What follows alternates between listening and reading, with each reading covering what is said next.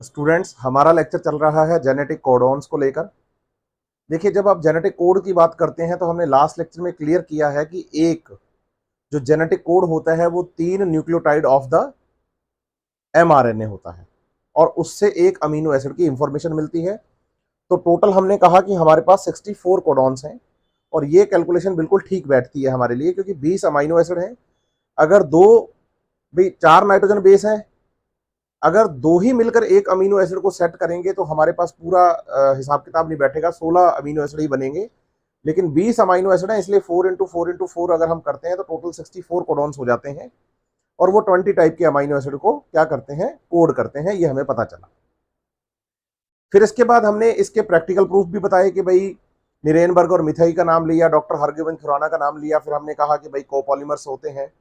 तो आज आपको यहाँ कोपॉलीमर्स और होमोपॉलीमर्स के बारे में दिखाई भी देगा इस टेबल के अंदर। इस टेबल को कैसे आप याद कर सकते हैं, कैसे आप अच्छा कर सकते हैं, उसके बारे में आज बात की जाएगी। आपको सबसे पहले तो मैं कोडॉन लिखने का तरीका बताऊं कि आपको सबसे पहले तो कोडॉन्स की सीक्वेंस याद करनी है, UCAG। ठीक है, कि जेनेटिक कोडॉन जो होते हैं, कोड्स जो होते हैं बच्चे, वो आप बताते हैं कि एक ट्रिपलेट होता है। ट्रिपलेट मतलब 3 न्यूक्लियोटाइड ऑफ mRNA कोड करते हैं 1 अमीनो एसिड को। सबसे पहली तो ये बात आपको क्लियर करनी है। दूसरा, ये सीक्वेंस आपको याद होनी चाहिए, UCAG। कोड लिखते टाइम आप क्या करिए, इसके 3 एंगल ले लीजिए। ये जो टेबल आपके सामने दिख रही है, इसमें इसे आप फर्स्ट नंबर पे UCAG को फर्स्ट ये मानिए, सेकेंड लाइन आप ये मानिए UCAG, और थर्ड लाइन आप ये मानिए। ठीक है, अब आप ध्यान दीजिएगा, कोड लिखते टाइम हमने क्या किया, सबसे पहला कोड लिखा, देखो U। तो इस पहले डब्बे में इसके सारे पहले कोड आएंगे, तो यू यू यू यू पहले नंबर पे आपको फर्स्ट लाइन दिख रही है। सेकंड लाइन ये कोड आएगा तो देखो सेकंड लाइन पे भी यू यू दिख रहा है। और जो थर्ड कोड लिखा है वो हमने उस लाइन से लिखा, तो आप देखिए UCAG अलग अलग, तो 4 कोडॉन्स बन गए यहां पर। तो ये आपको समझना होगा कि आप अगर ध्यान दें यहां पर, तो पहला फर्स्ट लाइन का, दूसरा दूसरी लाइन का, और तीसरा तीसरी लाइन का, ऐसे आप इनको लिख सकते हैं। और 64 कोडॉन लिखना कोई बड़ी, हाँ मतलब मेहनत वाला काम नहीं है। आप टेबल बनाइए, कोडॉन्स लिखे जाते हैं, बच्चे को आसानी होती है लिखने में, कोई इशू नहीं है। ये टेबल बना के वो कर लेगा काम। याद भी नहीं है तो टेबल बनाइए आप। 64 कोडॉन्स याद नहीं करने, आप टेबल बना के रखिए। ये टेबल बनाने का तरीका पता होना चाहिए आपको, कोडॉन्स पता होंगे। अब बात आती है कि भाई अमीनो एसिड कैसे याद किए जाए। तो आप बताइए कि आपको कोडॉन्स याद नहीं करने, बेसिकली आपको अमीनो एसिड्स याद करने हैं। जैसे पहले दो ये हैं, इसके बारे में एनसीईआरटी PHE लिखती है, लेकिन आप बताइए कि ये फिनाइल एलेनिन की बात कर रही है। फिनाइल एलेनिन, पहले दो कोडॉन्स जो होते हैं, कोड होते हैं, वो फिनाइल एलेनिन को क्या करते हैं, कोड। उसके बाद आप बताएंगे 2 और 4, ये टोटल 6, टोटल 6 ये किसको कोड करते हैं। तो आपको बताना है कि ये एक ल्यूसीन नाम के अमीनो एसिड को क्या करते हैं बेटा, कोड करते हैं। फिर उसके बाद 3 कोड याद करिए आइसोल्यूसिन के लिए। मतलब आप क्या याद करना है आपको, वो इस पे ध्यान दीजिए। और उसके बाद आप बताइए AUG, किसकी बात कर रहे हैं हम, AUG। और आप बताएंगे कि AUG जो है वो कोड करता है मीथियोनिन को। और सबसे लास्ट वाला जो कॉलम आपका 4 का बचा है बच्चे, वो कोड करता है, बोलो, वेलिन को।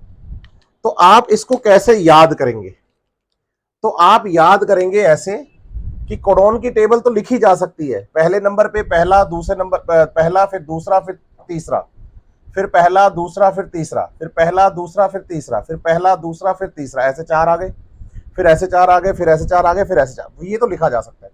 आप याद करिए, 2 फिनाइल एलेनिन, 6 ल्यूसीन, 3 आइसोल्यूसिन, 1 मीथियोनिन और 4 वेलिन, ऐसे याद करिए। एक टेबल में अगर आप देखेंगे, एक पूरे खड़े कॉलम के अंदर, वर्टिकल कॉलम में टोटल 16 कोडॉन है। लेकिन ये 16 कोडॉन अगर आप ध्यान से देखेंगे तो बच्चे ये एक ही टाइप के अमीनो एसिड या 16 अमीनो एसिड को नहीं कर रहे हैं कोड। ये अलग अलग टाइप के 5 कोड जो अमीनो एसिड है उनको कोड कर रहे हैं। सबसे पहले 2, ऐसे याद करिए, फिनाइल एलेनिन 2, ल्यूसीन के लगातार आगे 6, तीन फिर याद करिए आइसोल्यूसिन, एक याद करिए मिथियोनिन, और एक आप याद करेंगे यहां पर चार आप याद करेंगे यहां पर क्या, वेलिन। तो ये सीक्वेंस आपको याद करनी है।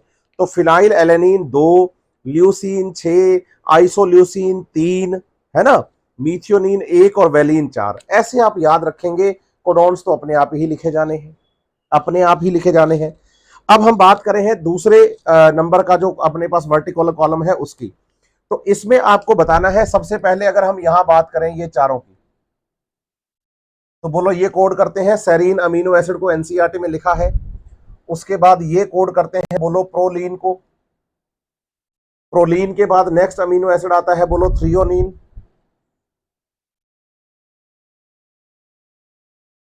ये 3, और चौथे नंबर पे आप बताएंगे बच्चे एलेनिन। तो इसमें आपको बताना है कि सेकंड कॉलम याद करना बहुत आसान है, बहुत आसान है। क्यों? Serine, proline, threonine, alanine. क्या याद करना है? Serine, proline, threonine, alanine. तो आप इसको अब ऐसे पढ़ना शुरू करिए।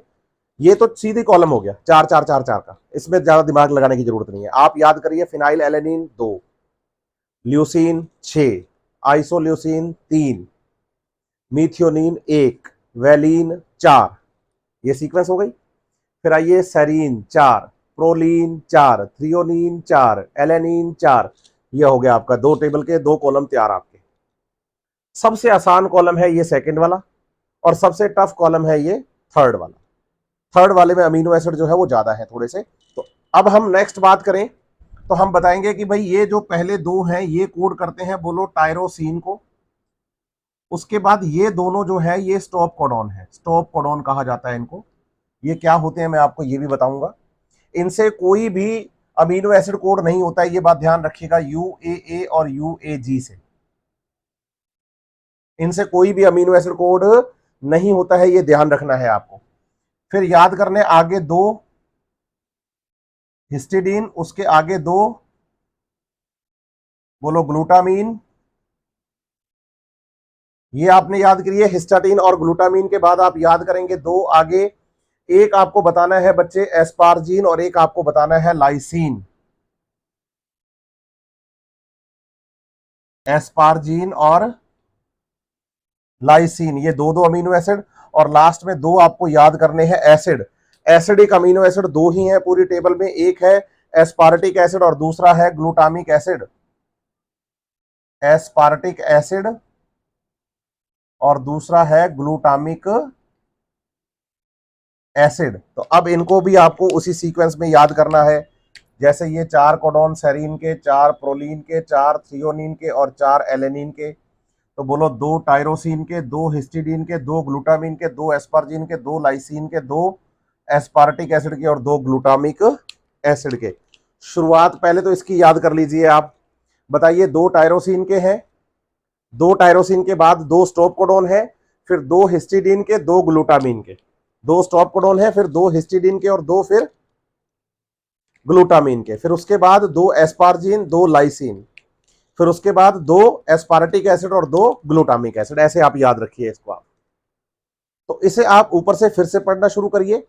आप बताइए 2 टायरोसिन के, 2 स्टॉप कोडॉन है, 2 आपके पास हिस्टिडीन है, 2 आपके पास ग्लूटामिन है, फिर 2 एस्पार्जिन है, फिर 2 लाइसिन है, 2 एस्पार्टिक एसिड है और 2 ग्लूटामिक एसिड है। आप बोलिए, अब शुरू से शुरू करिए। फिनाइल एलेनिन के ऊपर 2, उसके बाद 6 ल्यूसीन के, 3 आइसोल्यूसिन के, 1 मिथियोनिन का और 4 वैलिन के। इधर चलिए अगले कॉलम में 4 सेरीन के, फिर उसके बाद 4 प्रोलीन के, उसके बाद 4 आपको बताने हैं थ्रियोनिन के और 4 आपको बताने हैं एलेनिन के। फिर इधर चलिए आप इस सीक्वेंस में, तो इस सीक्वेंस में चलेंगे तो ऊपर से 2 टायरोसिन के, फिर आएंगे स्टॉप कोडॉन, फिर 2 हिस्टिडीन, फिर 2 ग्लूटामीन, फिर 2 एस्पार्जीन, उसके बाद 2 हम बताएंगे बच्चे किसके, लाइसिन, फिर 2 एस्पार्टिक एसिड और 2 फिर ग्लूटामिक एसिड। तो ऐसे हमारे 3 रो यहां पर ये पूरे तैयार हो गए। तो आप अमीनो एसिड को याद करिए, कोडॉन्स को नहीं। कोडॉन्स तो टेबल में लिखने का तरीका है, कोडॉन्स टेबल में लिखे जा सकते हैं और लिखे जाएंगे। ठीक है, अब हम अगली टेबल की बात करते हैं। नेक्स्ट वाले कॉलम में सबसे पहले ऊपर ऊपर हम बात करें तो हम बात करेंगे बच्चे, ये दो जो है बच्चे ये सिस्टीन को कोड करते हैं। ये यूजी ए जो है बच्चे ये एक स्टॉप कोडॉन होता है। जैसे हमने कहा कि ये हमारे पास यहाँ 2 स्टॉप कोडॉन थे, तो अब आपको बताना है कि टोटल हमारे पास 3 स्टॉप कोडॉन है जो किसी को भी कोड नहीं करते हैं। उसके बाद आपको याद रखना है कि यूजीजी जो है वो बच्चे ट्रिप्टोफैन अमीनो एसिड को कोड करता है। यहां एक स्पेशल बात बता देता हूं, ट्रिप्टोफैन के लिए पूरी टेबल के अंदर एक ही आपके पास क्या है, हाँ, जेनेटिक कोड। और ऐसे ही आप बताइए कि टेबल में मीथियोनिन के लिए भी केवल एक ही क्या है, जेनेटिक कोड। मतलब ट्रिप्टोफैन को केवल एक ही जेनेटिक कोड कोड करता है और मीथियोनिन को भी केवल एक ही जेनेटिक कोड कोड करता है। इस बात का आप ध्यान रखिएगा। तो ये सीक्वेंस आप ऐसे ही चलेगी। उसके बाद 3 कॉलम हमारे लास्ट के बचे हैं, उसमें से आपको याद करने हैं 4 आर्जिनिन, 2 सेरीन, फिर 2 आर्जिनिन। ये जो है ये 4 हम बोलेंगे आर्जिनिन, फिर 2 बोलेंगे सेरीन और फिर 2 बोलेंगे आर्जिनिन। मैं यहां क्लियर करना चाहूंगा कि एस्पार्जिन और आर्जिनिन अलग अलग अमीनो एसिड हैं, याद रखिएगा। एस्पार्जिन और आर्जिनिन अलग अलग अमीनो एसिड हैं और लास्ट अमीनो एसिड आएगा बच्चे आपके पास ग्लाइसिन अमीनो एसिड के टेबल में। और आप बताइए कि ग्लाइसिन अलग है और ग्लूटामीन अलग है, ये भी आप थोड़ा मिक्सअप हो जाता है बच्चों का। तो अगर यहां हम नंबर लिखेंगे तो बताएंगे 2 cysteine, 1 stop codon, 1 tryptophan, 4 arginine, 2 serine, 2 arginine और 4 ग्लाइसिन। इस टेबल की सीक्वेंस को अगर हम याद करेंगे तो ऐसे याद करेंगे कि 2 cysteine, 1 stop, 1 tryptophan, 4 arginine, 2 serine, 2 arginine, 4 glycine. तो सीक्वेंस को बहुत अच्छे से तैयार किया जा सकता है। बताइए कि भाई टेबल में हमने पहले जेनेटिक कोडॉन लिखे, जैसे मैंने लिखे कोड्स, उसके बाद आप नंबर याद करिए। आप बताइए कि 2 फिनाइल एलेनिन के, उसके बाद 6 ल्यूसीन के, 3 आइसोल्यूसिन के, 1 मीथियोनिन का और 4 वैलिन के। ये तैयार हुआ। उसके बाद अगले में आइए, बोलिए 4 सेरीन के, 4 प्रोलिन के, 4 थ्रियोनिन के और 4 ही एलेनिन के। ये भी कंप्लीट हुआ सीक्वेंस के अंदर। फिर ऊपर से चलिए आप बताइए 2 टायरोसिन के, 2 स्टॉप कोडॉन हो गए, 2 हिस्टिडीन के हो गए, 2 ग्लूटामीन हो गए, 2 एस्पार्जिन हो गए, उसके बाद 2 ग्लाइसिन हो गए, सॉरी लाइसिन हो गए, ग्लाइसिन नहीं लाइसिन हो गए, 2 एस्पार्टिक एसिड और उसके बाद 2 ग्लूटामिक एसिड। ये टेबल भी कंप्लीट। उधर चलेंगे तो ऊपर बताएंगे कि 2 सिस्टीन के, 1 स्टॉप कोडॉन और उसके बाद हम बताते हैं किसका, 1 ट्रिप्टोफैन का। फिर उसके बाद हम बताते हैं 4 आर्जिनिन के, 2 सेरीन के, फिर 2 आर्जिनिन के और लास्ट में 4 ग्लाइसिन के। तो आपको ये याद रखना है कि पूरी सीक्वेंस को हमें बहुत अच्छे से याद करना है। दोबारा रिपीट करिए मेरे साथ, आप अमीनो एसिड की सीक्वेंस याद करिए, कोडॉन अपने आप याद हो जाएंगे। 2 फिनाइल एलेनिन के, 6 ल्यूसीन के, 3 आइसोल्यूसिन के, हाँ, 1 मीथियोनिन का और 4 वैलिन के। फिर इधर चलेंगे तो 4 सेरीन के, 4 प्रोलिन के, 4 थ्रियोनिन के, 4 एलेनिन के। वेरी गुड, आगे बढ़ेंगे। ऊपर से चलेंगे दोबारा तीसरे कॉलम के अंदर, 2 किसके बता रहे हैं हम, हाँ, टायरोसिन के, फिर 2 स्टॉप कोडॉन, फिर 2 histidine, 2 glutamine, 2 asparagine, 2 lysine, 2 aspartic acid, 2 glutamic acid. Last वाले कॉलम में चलेंगे अमीनो एसिड की सीक्वेंस के लिए तो 2 क्या बोलेंगे, हाँ, 2 उसके हम बता रहे हैं सिस्टीन के, अटक जाता है नाम, 2 सिस्टीन के, 1 स्टॉप कोडॉन और उसके बाद फिर 1 ट्रिप्टोफैन, एक एक मीथियोनिन और 1 ट्रिप्टोफैन, इनके लिए 1 कोडॉन है। फिर 4 आर्जिनिन के, 2 सेरीन के, 2 आर्जिनिन के और लास्ट आपको बताने हैं बच्चे 4 ग्लाइसिन के। ये आप सीक्वेंस ऐसे लिख के रखिए, सीक्वेंस ऐसे लिख के रखेंगे तो आसान हो जाएगा आपके लिए काम। तो देखिए दोबारा, अब इस टेबल को तो आपने ऐसे पढ़ लिया। अब इस टेबल को याद करने के लिए क्या करना है, आपको पेन कॉपी उठाना है। कोडॉन तो लिखे जाएंगे, कोडॉन तो लिखे जाएंगे, हाँ। अब आप पेन कॉपी उठाइए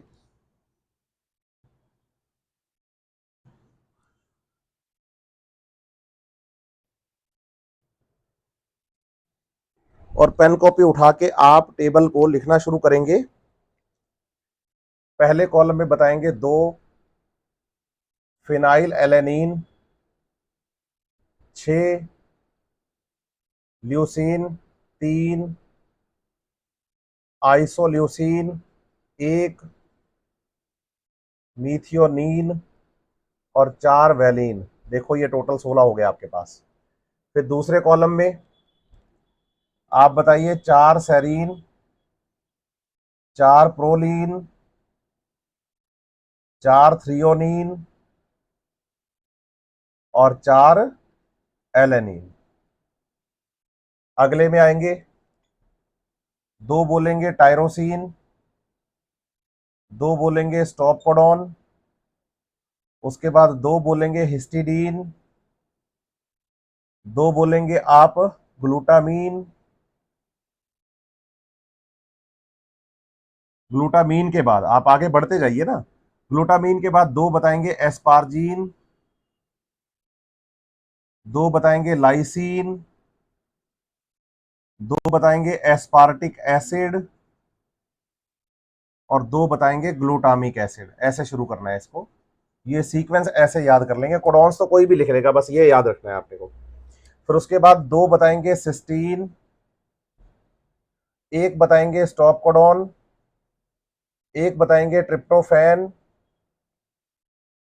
4 बताएंगे आर्जिनिन, 2 बताएंगे यहां पर सेरीन, 2 बताएंगे आर्जिनिन और 4 बताएंगे हम लास्ट ग्लाइसिन। तो देखिए आप काउंट करके, 2 और 6 8 और 3 11 और 1 12 और 4 16 पूरे। 4 इंटू 4 4 इंटू ये हो गए 4 प्लस 4 8 और 4 12 पूरे। 2 2 2 2 2 2 2 2 की 6 लाइन 12 पूरे। इधर देखो 2 और 1 3 और 1 4 और 4 8 और 4 12, ये भी 12 पूरे। तो 12 और 4 16, ये भी 16 पूरे। तो 16 16 16 16 64 कोडॉन्स। तो आप बताइए, हमें कोडॉन्स नहीं याद करने, हमें बेसिकली अमीनो एसिड की सीक्वेंस याद करनी है। ये अगर हमने कर लिया ना, तो आप ये याद रख लीजिए बच्चे की, इस सीक्वेंस के अकॉर्डिंग अगर आप चलेंगे तो कोडॉन्स तो आपको ऐसे समझ में आ गए। अब हम चलते हैं एनसीईआरटी के अगले टॉपिक की तरफ, जो कि टेबल के ठीक नीचे एनसीईआरटी लिख के देती है कि भाई जो फीचर्स हैं, कैरेक्टरिस्टिक फीचर्स होते हैं जेनेटिक कोडॉन्स के, उनकी बात हम करते हैं। नेक्स्ट है salient features of the genetic codes. NCERT ने टोटल 6 पॉइंट दिए हैं, जिसमें सबसे पहला पॉइंट है, एनसीईआरटी कह रही है कि टोटल 61 जेनेटिक कोड्स हैं जो कि अमीनो एसिड्स के लिए हैं। आप बताइए, यहां पर 3 जेनेटिक कोड ऐसे हैं, note for any amino acid. इसको हम नाम देते हैं बेटा स्टॉप कोडॉन्स का। ये स्टॉप कोडॉन कौन है, वो एनसीईआरटी ने इसके 6ठे पॉइंट में लास्ट में आपको, 6th पॉइंट में आपको लास्ट में लिख के दिया, हम उसके बारे में बात करेंगे। दूसरा, एनसीईआरटी यहां इसका साइलेंट फीचर लिख के दे रही है डीजेनरेसी। डीजेनरेसी का मतलब आपको यह समझना है कि जो एक अमीनो एसिड होता है, उसे कोड करने के लिए कोई एक जेनेटिक कोड होता है, ये तो बात सही है। आप ये बताइए कि 1 जेनेटिक कोड, एक जेनेटिक कोड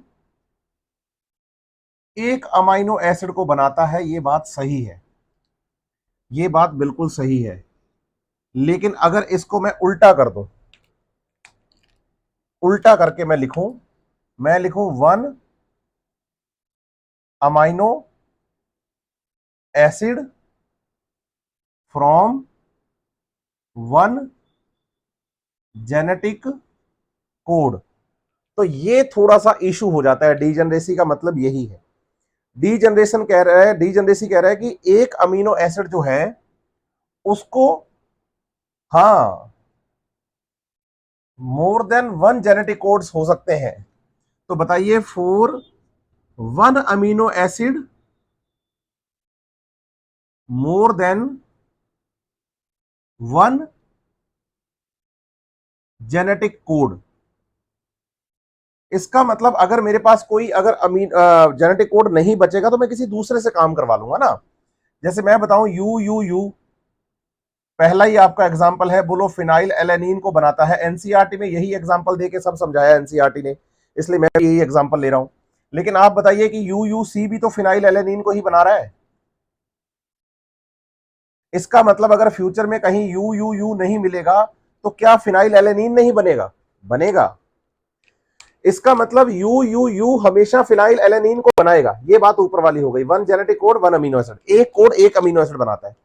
लेकिन ये एक अमीनो एसिड किसी एक कोड से नहीं बनता, कोड बदलता है तो अमीनो एसिड भी बदल जाता है। ये केस डीजेनरेसी का केस केवल नहीं लगता है तो किस पे नहीं लगता, एक तो मीथियोनिन पे और दूसरा ट्रिप्टोफैन पे, ये बात आपको याद रखनी है।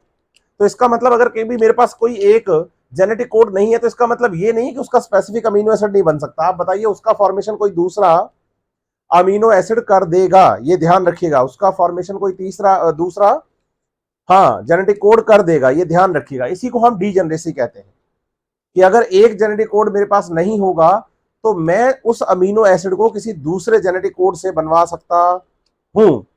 तीसरा आपको बताना है, मतलब तीसरा करैक्टर जो एनसीईआरटी लिख के दे रही है, वो लिख के दे रही है कि जो जेनेटिक कोड होते हैं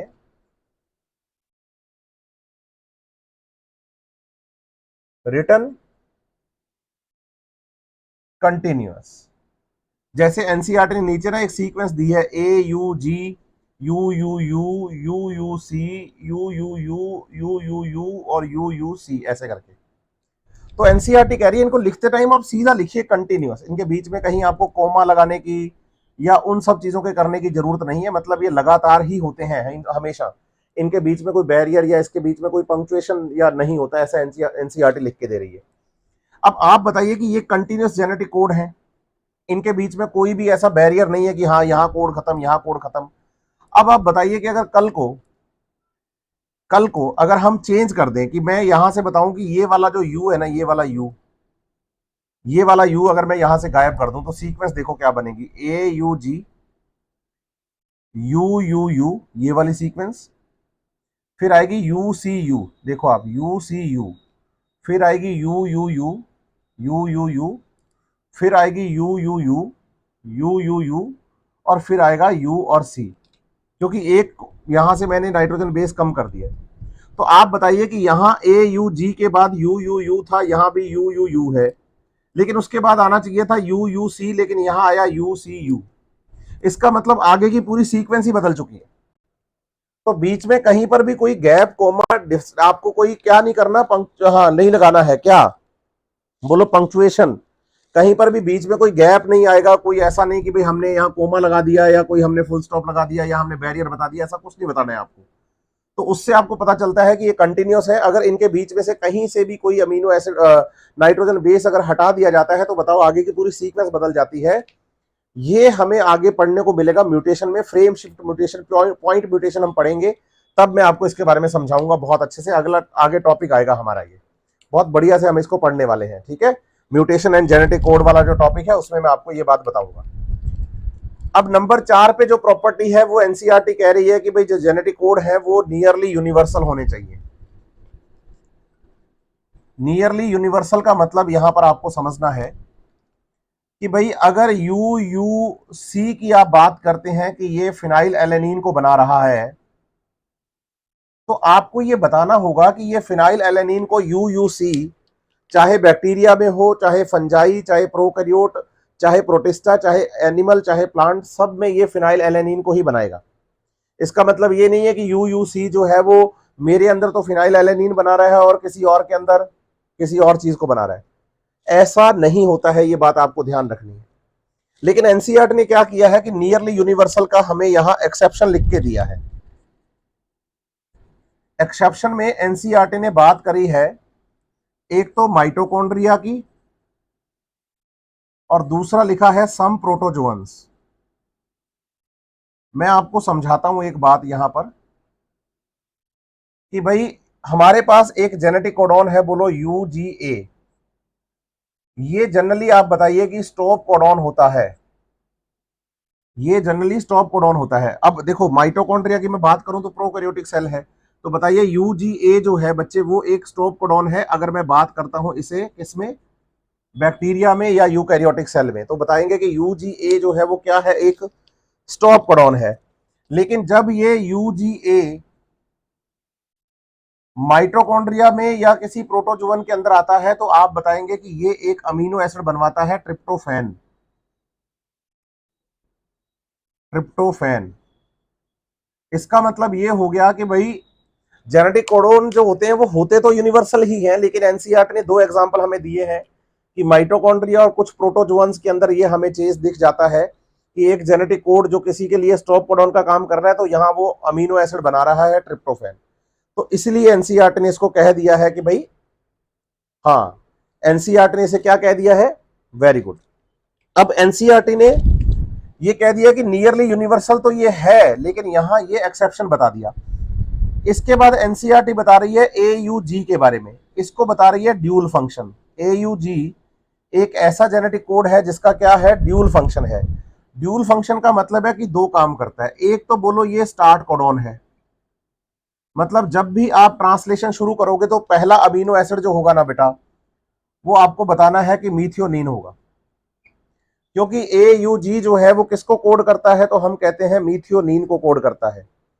एयूजी जो है वो किसको कोड करता है? तो हम कहते हैं कि ये मीथियोनीन को कोड करता है। ये आपको समझनी है बात, है ना।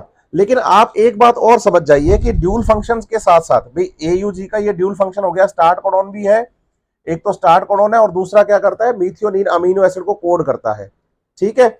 और आपको लास्ट वाला जो पॉइंट 6 पॉइंट लिख के दिया एनसीईआरटी में, उसके आपके बताए गए हैं स्टॉप कोडॉन्स के बारे में। किसके बारे में? स्टॉप कोडॉन्स के बारे में। और स्टॉप कोडॉन आपको 3 याद करने हैं, यूएए, यूएजी और यूजीए।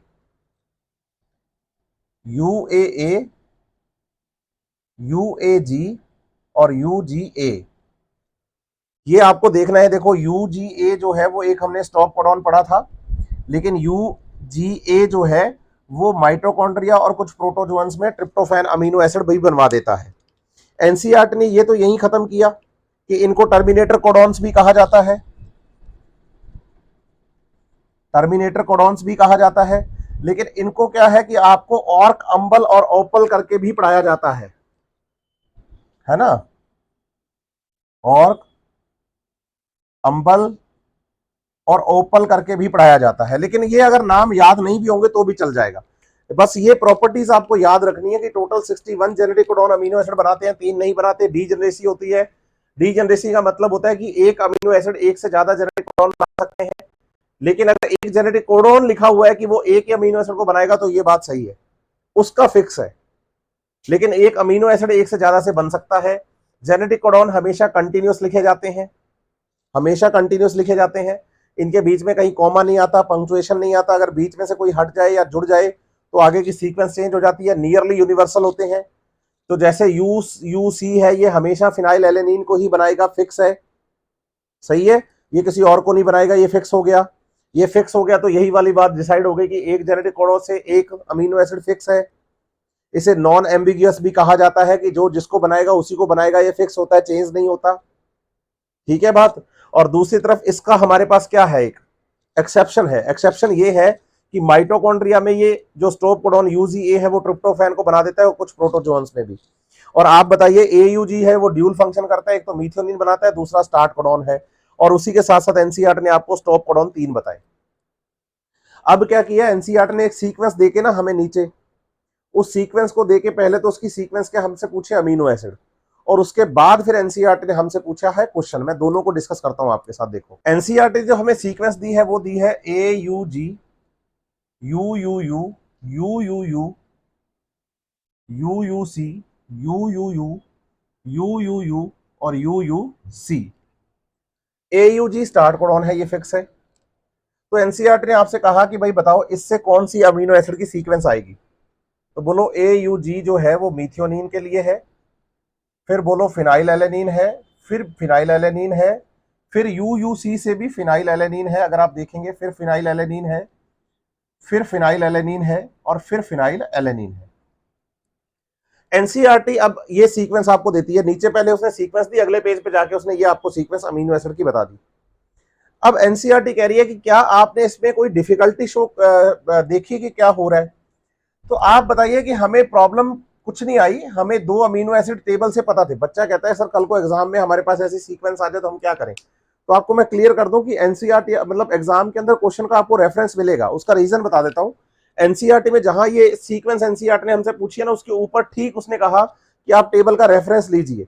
इसका मतलब क्वेश्चन बनाते टाइम रेफरेंस दिया जाएगा, आपको ज्यादा घबराने की जरूरत नहीं है ना। दूसरी बात, एनसीईआरटी ने आपसे क्वेश्चन पूछा कि कोई डिफिकल्टी आई क्या? तो बोलो डिफिकल्टी बस यही थी कि यार यू यू यू और यू यू सी जो है वो सेम अमीनो एसिड को कोड कर रहा है, सेम अमीनो एसिड को कोड कर रहा है। तो ये थोड़ा सा हमें लग रहा है कि भाई अगर एक कोड एक ही अमीनो एसिड फिक्स करता तो हमारे पास 20 जेनेटिक कोडॉन होते, हमारा काम हो जाता। लेकिन आज ये प्रॉब्लम है कि 61 जेनेटिक कोडॉन्स हैं जो आगे, हाँ, 20 टाइप के अमीनो एसिड सेट करते हैं। तो इसलिए बताइए कि कोडॉन्स ज्यादा है, अमीनो एसिड कम है, ये थोड़ी सी हमें डिफिकल्टी लगती है। फिर उस एनसीईआरटी ने एक बात और आपसे पूछी कि क्या आप इस सीक्वेंस से कुछ समझ पा रहे हैं? क्या दो ऐसी प्रॉपर्टीज हैं जिनको आप समझ पा रहे हैं? बोलो हाँ। पहली प्रॉपर्टी तो हम ये समझ पा रहे हैं कि भाई नियरली यूनिवर्सल है। नियरली यूनिवर्सल की प्रॉपर्टी कैसे समझ पाए? बोलो यू यू यू जब भी आएगा तो फिनाइल एलेनिन को ही बनाएगा, यू यू सी जब भी आएगा तो फिनाइल एलेनिन को बनाएगा। एक तो ये हम समझ गए। और दूसरा बोलो डी जनरेसी हमें समझ में आ रही है। डी जनरेसी कैसे समझ में आ रही है? बोलो वही बात कि यू जो है वो फिनाइल एलेनिन को बना रहा है। तो आप बताइए कि यू यू सी जो है वो भी फिनाइल एलेनिन को बना रहा है। इसका मतलब फिनाइल एलेनिन एक ऐसा अमीनो एसिड है जो किसी एक जेनेटिक कोड से नहीं बनता। तो आप बताइए कि दो प्रॉपर्टी यहां पर हमें ये याद हो गई है। तो इसके अगला जो टॉपिक है बच्चे वो आपका जेनेटिक कोड एंड म्यूटेशन है, जिसमें मैंने आपको कहा है पॉइंट म्यूटेशन, फ्रेम शिफ्ट की हम उसकी बातें करेंगे और उसके बाद हम ट्रांसलेशन की तरफ चलेंगे। अभी आप पढ़ते रहिए अच्छे से, और जो लास्ट में आपको क्वेश्चन दिए जा रहे हैं प्लीज आप उनको सॉल्व भी करिए।